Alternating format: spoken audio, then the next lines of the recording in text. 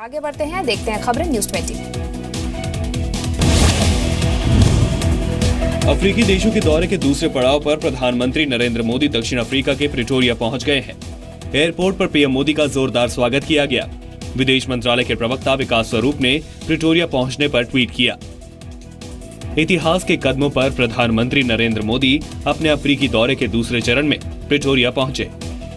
दक्षिण अफ्रीका दौरे के दौरान मोदी राष्ट्रपति जेकब जुमा और उपराष्ट्रपति क्रिल रामफोसा से मुलाकात करेंगे। दोनों देशों के बीच द्विपक्षीय वार्ता के बाद कई अहम समझौते पर दस्तखत किए जाएंगे। इससे पहले यात्रा के पहले चरण में गुरुवार को पीएम मोदी ने मोजाम्बिक के राष्ट्रपति फिलिप न्यूसी के साथ मुलाकात की। दोनों देशों के बीच दालों की खरीद समेत 3 समझौतों पर दस्तखत किए गए। I have also held detailed discussions on our shared vision for a stronger partnership in years ahead. 10 जुलाई की सुबह पीएम तंजानिया पहुंचेंगे। उसके बाद मोदी केन्या जाएंगे।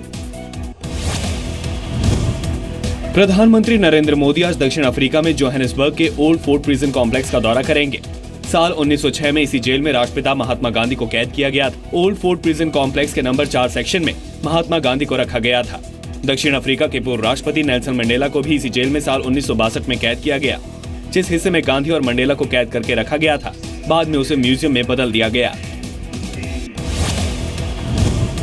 मोजाम्बिक की राजधानी मापुतो में प्रधानमंत्री नरेंद्र मोदी ने अप्रवासी भारतीय लोगों से मुलाकात की। पीएम मोदी ने कहा कि अफ्रीका में भारतीय समुदाय के लोगों ने भारत की ग्लोबल पहचान बनाने में योगदान दिया है। अफ्रीका ऐसी धरती है जहां बसे हुए भारतीयों ने विश्व में भारत की पहचान बनाने में बहुत महत्व की भूमिका अदा की। मोजाम्बिक में भारतीय मूल के करीब 20,000 लोग रहते हैं। प्रधानमंत्री ने इनकी तारीफ करते हुए कहा कि अफ्रीका के समाज और सभ्यता को अपनाने के बावजूद इन्होंने खुद में भारतीयता बचा रखी है। दक्षिण अफ्रीका रवाना होने से पहले मापुतो के मुलाना में साइंस एंड टेक्नोलॉजी पार्क में विद्यार्थियों से भी पीएम मोदी मिले। जाकिर नाइक का आतंकी संगठन लश्कर-ए-तैयबा के चीफ हाफिज सईद से कनेक्शन सामने आया है। खबरों के मुताबिक हाफिज के संगठन जमात-उद-दावा की वेबसाइट पर जाकिर के इस्लामिक रिसर्च फाउंडेशन का जिक्र किया गया है। जमात-उद-दावा का वेबसाइट दिखाते हैं और दिखाते हैं कैसे डॉक्टर जाकिर नाइक के संबंध इसमें और लिंक उनके मिले गए हैं। आप देख सकते हैं इस्लामिक रिसर्च फाउंडेशन और यहाँ पर आप देख सकते हैं डॉक्टर जाकिर नाइक की तस्वीर। डॉक्टर जाकिर नाइक जो अब तक अपने आप को बेगुनाह बता रहे हैं, उनका जो है इसमें लिंक आना ये बात का सबूत देता है कि वो खुद किस तरह से आतंकवादी गतिविधियों में शामिल हैं। वेबसाइट के आर्काइव पेज पर भी जाकिर के फाउंडेशन की वेबसाइट के लिंक दिए गए हैं। कहा जा रहा है कि इस्लामिक रिसर्च फाउंडेशन की वेबसाइट पर भी जमात-उद-दावा के ट्रेनिंग प्रोग्राम का पूरा ब्यौरा दिया गया है। इस बीच भारतीय एजेंसियों की ओर से जांच शुरू किए जाने के बाद जाकिर नाइक ने सफाई दी है। नाइक ने कहा है, मेरे भाषणों का गलत मतलब निकाला गया है। If you hear my talk, you will never ever find in any of my talks where I have condoned terrorism or killing an innocent human being. इस बीच कांग्रेस नेता दिग्विजय सिंह का एक वीडियो सामने आया है। 2012 के इस वीडियो में दिग्विजय सिंह मंच पर जाकिर नाइक को शांति दूत बता रहे हैं। डॉक्टर जाकिर साहब का मैंने बहुत नाम सुना था, मिलने का मौका भी मिला और मुझे इस बात की खुशी है कि वे शांति का संदेश पूरे विश्व में फैला रहे हैं। हालांकि बाद में दिग्विजय सिंह ने वीडियो विवाद पर सफाई दी। कहा कि जाकिर नाइक के खिलाफ आरोप है तो कार्रवाई क्यों नहीं की जाती। जाकिर नाइक के खिलाफ केंद्र और महाराष्ट्र सरकार दोनों ने जांच शुरू कर दी है। केंद्र सरकार ने कहा है कि वो जांच को लेकर गंभीर है। इसमें हम अनाउंसमेंट नहीं कर सकते हैं। कार्रवाई जो भी करना है वो कार्रवाई होने से आपको पता चलेगा कि सरकार कितना गंभीरता से इस मामले को देख रहे हैं। सूचना प्रसारण मंत्री वेंकैया नायडू ने जाकिर के भाषणों को आपत्तिजनक बताया है।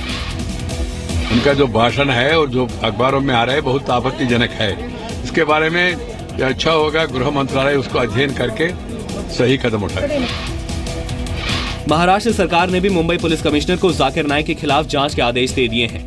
मुंबई पुलिस जाकिर नाइक के भाषणों, सोशल मीडिया के अकाउंट और उसकी संस्था इस्लामिक रिसर्च फाउंडेशन की फंडिंग की जांच करेगी। जांच रिपोर्ट मुख्यमंत्री फडणवीस को सौंपी जाएगी। रिपोर्ट के बाद जाकिर पर कार्रवाई का फैसला हो सकता है।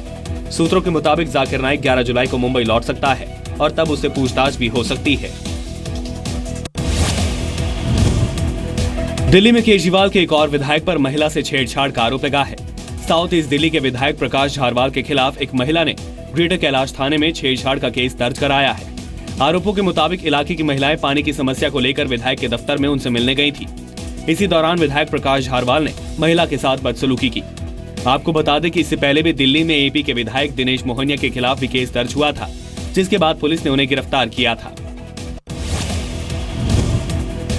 पिछले 24 घंटों से लगातार हो रही बारिश से असम में बाढ़ के हालात और खराब हो गए हैं।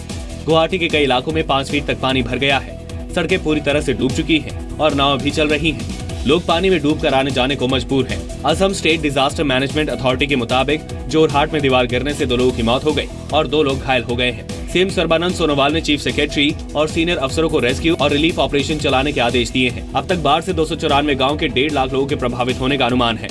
लोगों को राहत पहुंचाने के लिए 3 जिलों में 23 रिलीफ कैंप लगाए गए हैं। एक ही घर में पूरे 18 घंटे से बंद है। एसडीआरएफ की ग्रुप भी आके खाना दे के गई है, हम लोग को पैकेट दे के गई है सामान की। चारों में हालत है यही है, अभी हर निचले हिस्से में यही हालत है। अभी खूब बारिश हो रही है।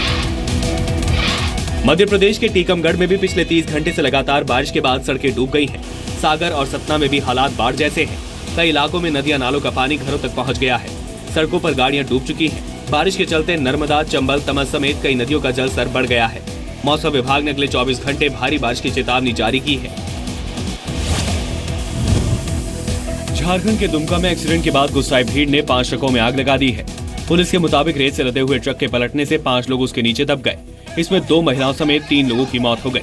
साथ ही 2 और लोग भी घायल हो गए, जिसके बाद गाँव वालों ने हंगामा शुरू कर दिया। एक के बाद एक गाँव वालों ने 5 ट्रकों में आग लगा दी। आगजनी के साथ साथ 15 ट्रकों में तोड़फोड़ भी की गई। बाद में पुलिस घटनास्थल पर पहुंची। गुस्साए लोगों को काबू में करने के लिए पुलिस ने लाठीचार्ज भी किया।